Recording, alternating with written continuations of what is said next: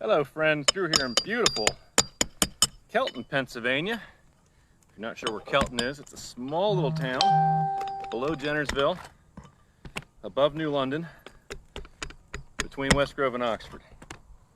And we're on a roof today. Customer called us after that major, massive weather system came through, the tropical depression that blew through last week. Said they had some water spots showing up on one of their ceilings on the second floor, and wanted us to come take a look. And he got in the attic and he was able to trace it to the pipe collar. All right, Drew, another easy, simple project. As you see there, I have a leaking collar for a vent pipe.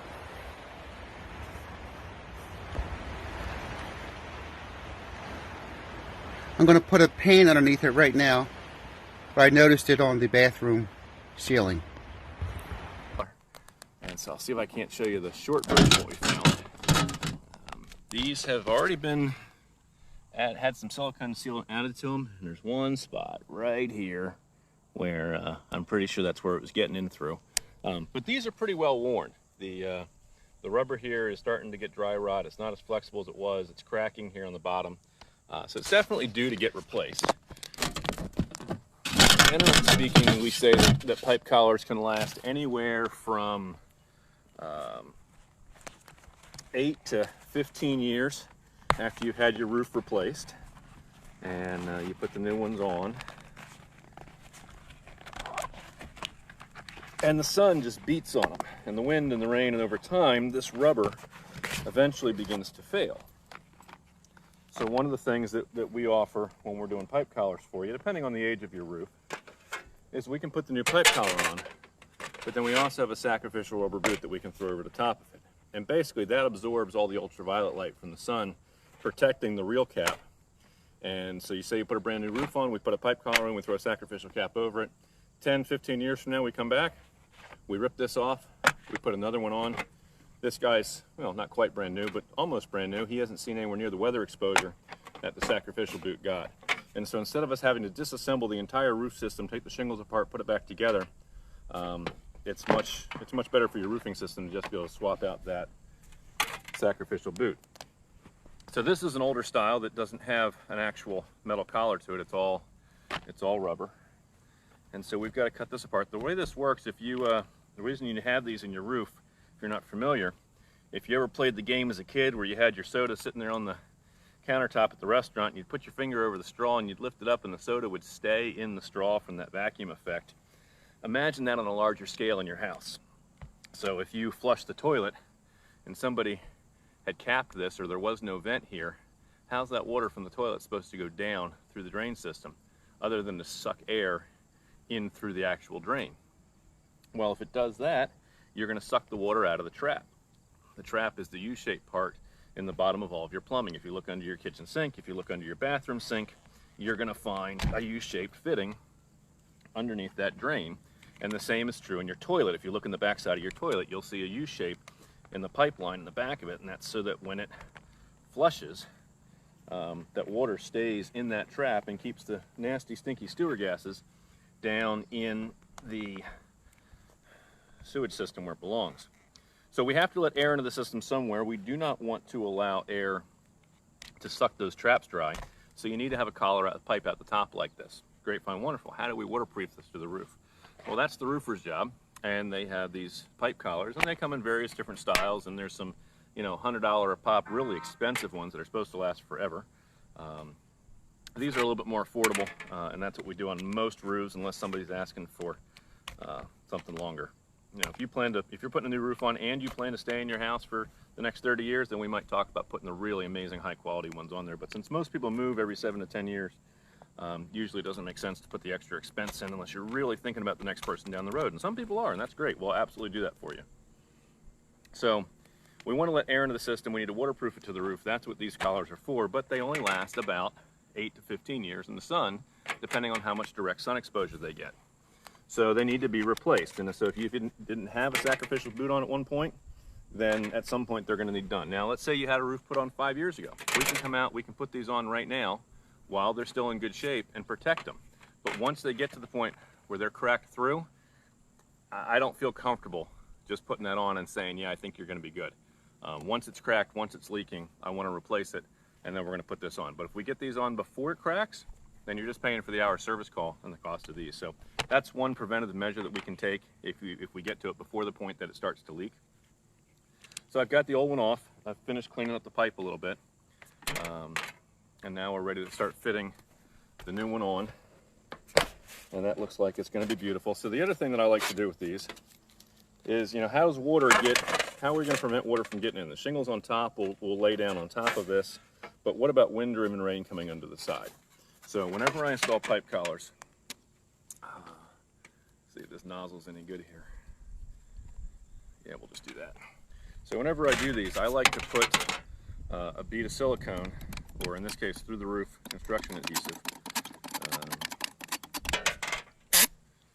Gonna need a new tube. All the way up the side to help protect that roof penetration so that wind can't blow under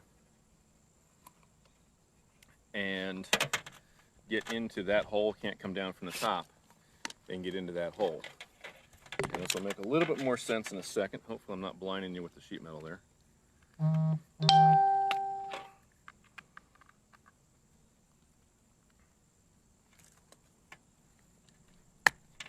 All right, now we're ready. So I'm going to put a bead all the way across around the top of this and then down the other side. And that's going to prevent any water that's going to be driven by the rain sideways from getting underneath here. But I'm not going to seal the bottom. And why am I not going to seal the bottom? You'll hear me talk about this a lot whenever we're doing flashing, capping, anything else. I got silicone, I got the through the roof up and over, but nothing across the bottom. If water, condensation, moisture comes up from the attic, condensates in the bottom of here, runs down, I want it to have a way out. If something ever leaked and water did mysteriously manage to get in there, I want the water to have a way out. So that's what we're going to do. I'm going to throw a dab of silicone on these, I keep calling it silicone, through the roof. We're going to put a dab on all the old nail holes where the other one was. And I'm pretty sure they're all going to be covered, but just belt and suspenders. It's not done, it's coat belt. Let's make sure that we got all of these guys sealed so that we don't have any chances of anything sneaking in down the road. All right, that's that. So pipe collar over the top, press that down and in, gently work that lip over the edge on the 1.5 inch, which is what my camera's hanging on right now.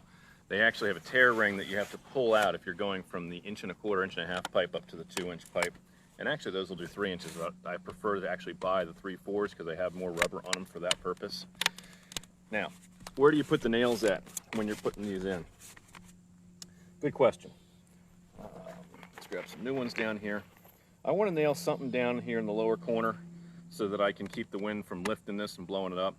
But the way this is hanging off the next shingle, I'm kind of inclined to put it up just at the bottom edge of this line so I don't have a hollow spot underneath it that's going to punch.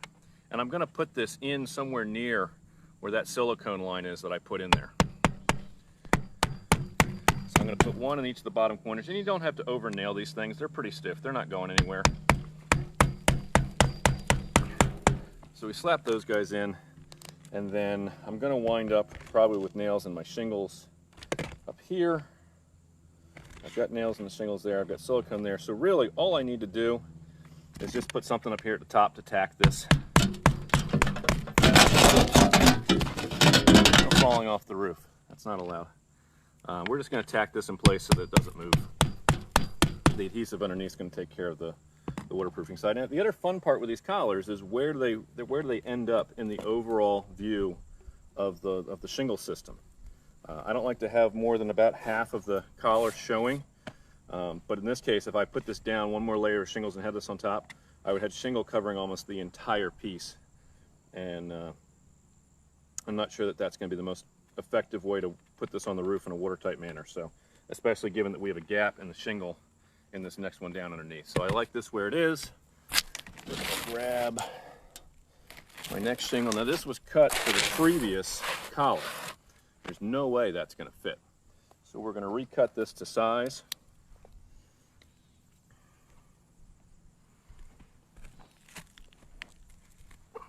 I like these foam pads, and it's just a couch cushion. You know, somebody throwing away an old couch, I'll take the seat covers. And when it's 6 inches thick like this, protects your knees, gives you good traction on the roof, less chance of sliding and falling off, especially if it's steep, and it's just way more comfortable to work on, and it protects your shingles. We're not digging my feet into your shingle distance. So I'm looking here, I got about 1.5 inches to go from where I need to be. I can eyeball straight up from where this needs to be. This is a hook blade. Hook blades are good for cutting from the top down, as opposed to your regular blade, which is if you're cutting from the bottom of the shingle up. In this case, we're gonna cut from the top down, and it's nice and warm today. Good and toasty up here on the roof, so this slice is nice and easy.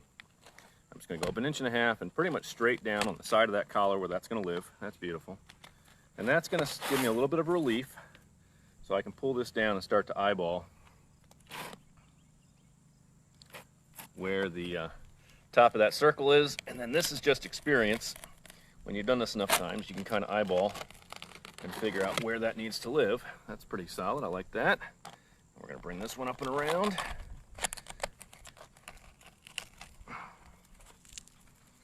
And I got 2 layers of shingles there, so we'll play with that.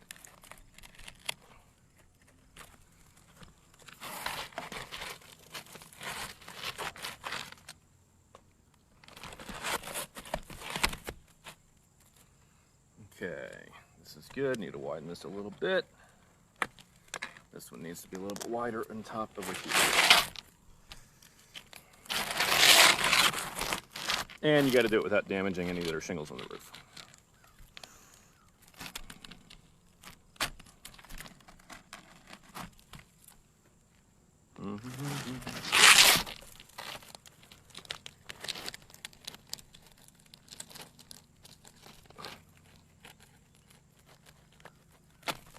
All right, that looks better. So hopefully that gives me a nice even, pretty solid. Okay, so now I got a nice reveal here, plenty of spot for water to come down, hit, and get around the edge of the collar without it pinching and trying to back up. Now, the next thing I want to do, I think I am going to throw a nail. Well, let's see, where's that going to live? Yeah, I am going to throw a nail just on either side of this here. Debating. I'm going to do it, but I'm going to do it a little high. Just, I'm not liking how the collar's not sitting quite flat where I'd want it to be. So we'll throw 2 more on the sides just to make sure it stays down. But I'm going to stay a little high just because I don't want to be channeling water right over where that nail's going to be.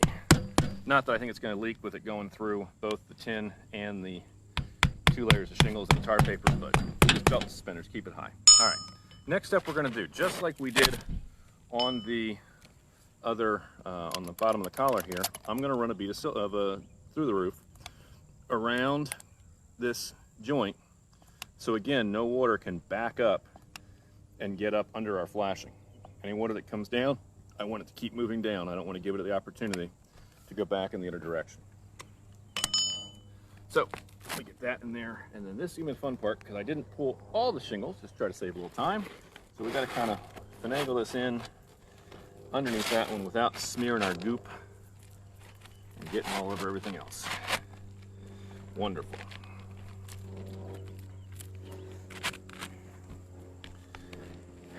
And then that goes back where it belongs.